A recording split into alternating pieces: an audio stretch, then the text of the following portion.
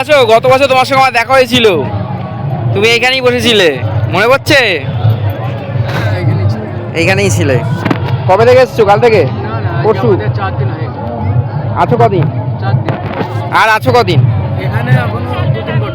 আরো 2 দিন আছো। কোথা থেকে তুমি জানো? কোথা থেকে? লাভপুরে থাকো না তুমি? লাভপুরে থাকো, হ্যাঁ তুমি বলেছিলে, আমার মনে আছে।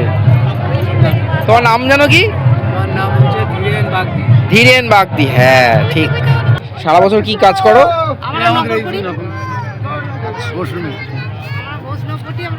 তুমি কোথা থেকে এসছো? বক্রেশ্বর। এখনো সে রাধারানী বাঁশির সুরে পাগলিনী, অষ্ট সখীর শিরোমণি, অষ্ট সখীর শিরোমণি, নব সাজরে হরে কৃষ্ণ হরে কৃষ্ণ। জয়দেব মেলা, যেটা পশ্চিমবঙ্গের অন্যতম দ্বিতীয় বৃহত্তম মেলা, এবং এই মেলাটি হচ্ছে পশ্চিমবঙ্গের অন্যতম প্রাচীন মেলাও বলা চলে। প্রায় 700 বছরের পুরনো এই জয়দেব মেলা আজও একই রকমভাবে জনপ্রিয়। এই মেলার ইতিহাস এবং জয়দেব কে ছিলেন তা জানতে আজকে ভিডিওটা পুরোটা দেখুন। আশা করি আপনাদের ভালো লাগবে।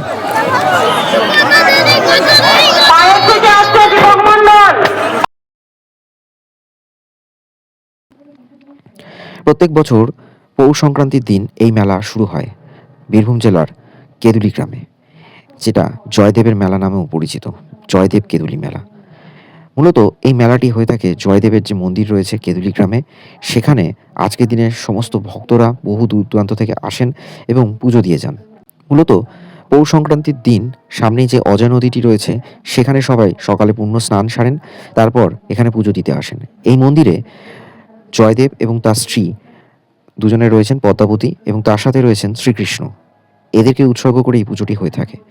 দীর্ঘ 700 বছরেরও বেশি সময় ধরে এই মেলাটি হয়ে আসছে, এবং এই মেলার ইতিহাস থেকে যেটা জানা যায় যে জয়দেব ছিলেন কবি এবং একজন সংস্কৃতের বিশিষ্ট মানুষ।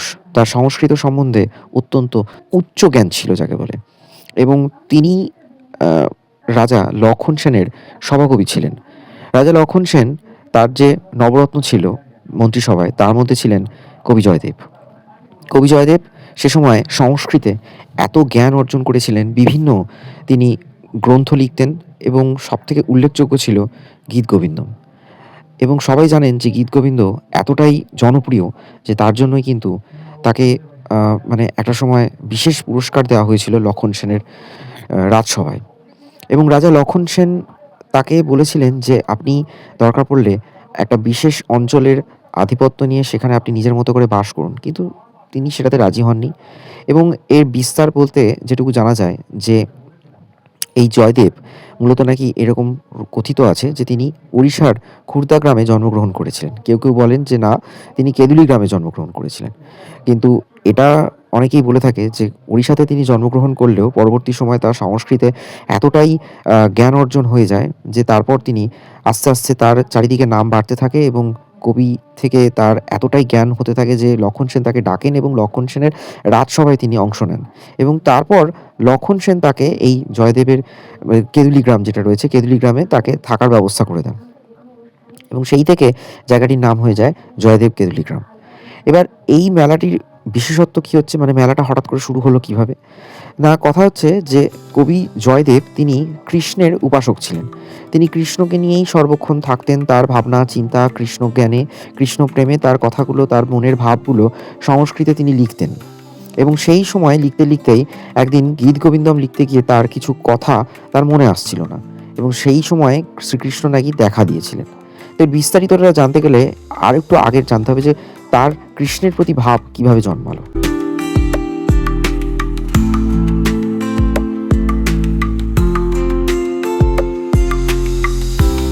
প্রথমেই বললাম যে তিনি জন্মগ্রহণ করেছিলেন খুর্দা গ্রামে, তো সেটা সন্নিকটেই ছিল পুরী, এবং সেই সময় পুরী মন্দির তৈরিও হয়ে গেছে, জগন্নাথের প্রতি তার একটা অমোঘ টানও রয়েছে।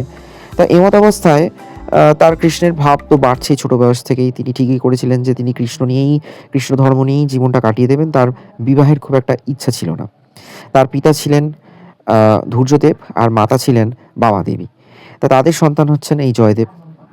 ছোট থেকেই তিনি পড়াশোনায় খুবই ভালো ছিলেন, সংস্কৃতে তার অসীম জ্ঞান ছিল, বিভিন্ন গ্রন্থ লিখতেন। তাই এরকম গ্রন্থ লিখতে লিখতে আস্তে আস্তে তার যখন জ্ঞান বাড়তে থাকে, কৃষ্ণের প্রতি ভাবধারায় তার এতটাই টান আসে যে তিনি কৃষ্ণ এবং রাধার যে প্রেম সেইগুলো তিনি পরপর সংস্কৃতে লিখছেন, লিপিবদ্ধ করছেন। এমতাবস্থায় তার স্ত্রী অর্থাৎ পদ্মাবতী একটি গ্রামে জন্মগ্রহণ করেন এবং সেই সময় কিন্তু পদ্মাবতীর যে বাবা-মা তারা নিঃসন্তান ছিলেন। কিন্তু তিনি পুরীতে মানত করেছিলেন যে যদি তাদের পুত্র সন্তান হয় তাহলে তিনি পুরীর মন্দিরে তার ছেলেকে সেবায়েত হিসেবে রাখবেন, আর যদি কন্যা সন্তান হয় তাহলেও জগন্নাথ দেব ইচ্ছানুযায়ী তিনি বলেছিলেন যে তাকে যেখানে তিনি সেবা করতে বলবেন সেখানে তার মেয়েকে রাখবেন। তো যখন কন্যা সন্তান হয় তখন কন্যা সন্তান হওয়ার পর তার কন্যা বড় হতে থাকে। এমতাবস্থায় একদিন জগন্নাথ তার পদ্মাবতীর পিতাকে স্বপ্নাদেশ দেয় যে লক্ষণ সেনের সভাকবি জয়দেব আছেন যিনি কৃষ্ণের উপাসক, তার সাথে তার কন্যার বিয়ে দিতে।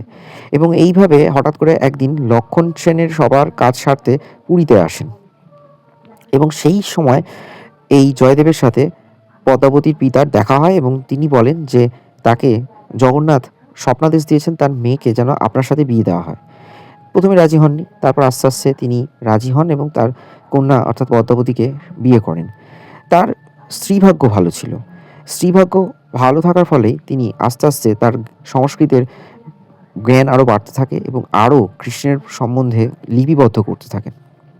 গীত গোবিন্দ লেখার সময় তিনি হঠাৎ করেই লিখতে লিখতে ভাবছেন যে এই যে কৃষ্ণের সাথে রাধার যে বিরহ এবং তাতে রাধা কিছুটা ক্রুদ্ধ হয়ে তার প্রতি যে অভিমান হয়েছে সেটা ভাঙানোর জন্য তিনি যে পরবর্তী সময় কি কি লিখবেন সেটা তিনি বুঝে উঠতে পারছিলেন না।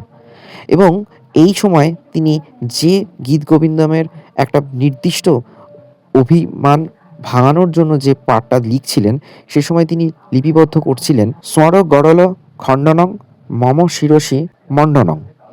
এই বলে তিনি পরে কি লিখবেন বুঝে উঠতে পারছিলেন না। এই রকম অবস্থায় একদিন তিনি তার স্ত্রীকে বললেন যে আমি এখন স্নান করতে যাচ্ছি, এসে আমি খাবো, আমি এই অংশটা এখন পরে লিখব বলে তিনি চলে গেছেন। এবং তিনি মনে মনে ভাবছেন শ্রীকৃষ্ণের এই পরের অংশটা কী হবে তার মাথা কাজ করছে না। এবার তিনি তো স্নানে চলে গেছেন, যাওয়ার কিছুক্ষণ পরেই তিনি দেখেন তার স্ত্রী পদ্মাবতী দেখেন যে তিনি আবার ফিরে এসেছেন। ফিরে আসতে তিনি বলেন যে আপনি এই তো স্নান করতে গেলেন কাটোয়াতে, গঙ্গা স্নান করতে, এর মধ্যে তো তাড়াতাড়ি চলে এলেন কী করে জয়দেব কেদুলি গ্রামে? তখন উনি বলেন যে না, আমার পরবর্তী অংশটা হঠাৎ মনে পড়েছে, আমি এক্ষুনি লিখবো, তুমি তো আমার ওই বইটি দাও যেখানে আমি লিখছিলাম আর আমার খাওয়ার ব্যবস্থা করো। তা উনি কিছু না বুঝেই তার ওই লেখার অংশটি দিলেন জয়দেবকে। মানে উনি তো স্ত্রী ভেবেছেন যে জয়দেবী এসছে, তাই তিনি তার স্বামীকে দিয়ে দিয়েছেন। তারপর তিনি পরবর্তী অংশটা লিখেছেন মম দেহি পল্লব মুদরং। অর্থাৎ এর মানেটা হচ্ছে যে শ্রীকৃষ্ণ রাধার কাছে পদ্মে মাথা নত করেছেন, এইটাতেই তিনি রাধার মান ভঞ্জন করেছেন। এবার এটা লিখে তিনি তারপর দুপুরের আহার গ্রহণ করছেন। হঠাৎ করে তিনি দেখেন তার স্বামী স্নান সেরে ফিরছেন। এবার উনি তো দ্বিধায় পড়েছেন, ঘরে একজনকে তিনি খেতে দিয়েছেন, দুপুরের আহার গ্রহণ করছেন, সামনে আর একজনকে দেখছেন তার স্বামীর মতো দেখতে। তখন তিনি বলেন যে আপনি কে? বলে আমি কে মানে? আমি তোমার স্বামী। বলছে তাহলে ঘরে কে? বলছে ঘরে কে মানে? বলছে ঘরে তো আপনার মতো একজন এসে আপনার বইটা চাইলো, তাকে আপনি বললেন যে আপনার হঠাৎ মনে পড়েছে তাই লিখছেন, তারপর বললেন দুপুরের আহার গ্রহণ করবেন। তাহলে তখন ঘরে ঢুকে দেখেন যে সেই মানুষটা নেই আর বইতে শেষ লাইনটা লেখা রয়েছে। তখন তিনি বুঝতে পারেন যে স্বয়ং শ্রীকৃষ্ণ এসে তার এই শেষের লাইনটা লিখে দিয়ে গেছেন। তখন তিনি বুঝতে পারেন যে শ্রীকৃষ্ণ তাকে দেখা দিয়েছেন। এরপর আস্তে আস্তে তার খ্যাতি আরও বাড়তে থাকে। এমত অবস্থায় একদিন গঙ্গা দেবী তাকে স্বপ্নাদেশ দেন। তিনি বলেন যে তুমি আমার কাছে স্নান করার জন্য সেই দূরের কাটোয়ায় যাও স্নান করতে, তোমাকে অনেক কষ্ট করে যেতে হয়, আজ তোমার শরীর খারাপ, আমি মকর সংক্রান্তির দিন সকালবেলায় তোমার কাছেই আসবো, তুমি এখানেই স্নান করো, তোমাকে আর কাটোয়া যেতে হবে না। তখন তিনি বলেন যে আমি বুঝবো কী করে যে আপনি এখানে এসেছেন? সকালবেলায় আমার একটা ফুল, জবা ফুল হয়ে আমি তোমার কাছে আসব এবং তুমি সেই ফুলটা যেই না গ্রহণ করবে তখনই এই অজয় নদীর তীরের জলস্তর বেড়ে যাবে এবং মা গঙ্গা হয়ে আমি এখানে আসব। তখন তিনি দেখেন যে হ্যাঁ সত্যি সকালবেলায় মকর সংক্রান্তির দিন এখানে মা আমি গঙ্গা এখন দেবী রয়েছি অজয় নদীর ধারে, অজয় নদীতে জলস্তর বাড়িয়ে জয়দেবের কেদুলি প্রবেশ মেলা করেছেন। দেখতে এসেছিলাম। তো এখানে বহু মানুষ আজকে সংক্রান্তিতে, মকর সংক্রান্তি উপলক্ষে স্নান করছে, বহু মানুষ, মানে এখানে মানুষের ছয়লাপ হয়ে গেছে। এটা এখন হচ্ছে অজয় নদীর ধারে কদমকুণ্ডি ঘাট। তো কদমকুণ্ডি ঘাটই হচ্ছে মেন যে জায়গাটা সংক্রান্তির দিনে মা গঙ্গা এসেছিলেন জয়দেবের কথা রাখতে, মানে জয়দেবকে অনেক দূর যেতে হতো, কাটোয়া অবধি গঙ্গা স্নান করতে যেতে হতো। তা এখান থেকে কাটোয়া অনেক দূর, সেই জন্যই মা গঙ্গা বলেছিলেন যে উনি শুরু করেছিলেন একটা মেলা, যার নাম হচ্ছে জয়দেবের মেলা। 700 বছর ধরে এই মেলা চলে আসছে। এই যে দূরে দেখতে পাচ্ছেন বহু মানুষ তারা স্নান সারছে। অন্য সময় অজয় নদীর জলের স্তর এতটা থাকে না, তবে আজকে অনেকটাই উঠেছে। আজ কাল 2-3 দিন চলবে। এবং এখানকার যে কদমকুণ্ডি ঘাট, সেখানকার জলস্তর অনেক বেড়ে গেছে।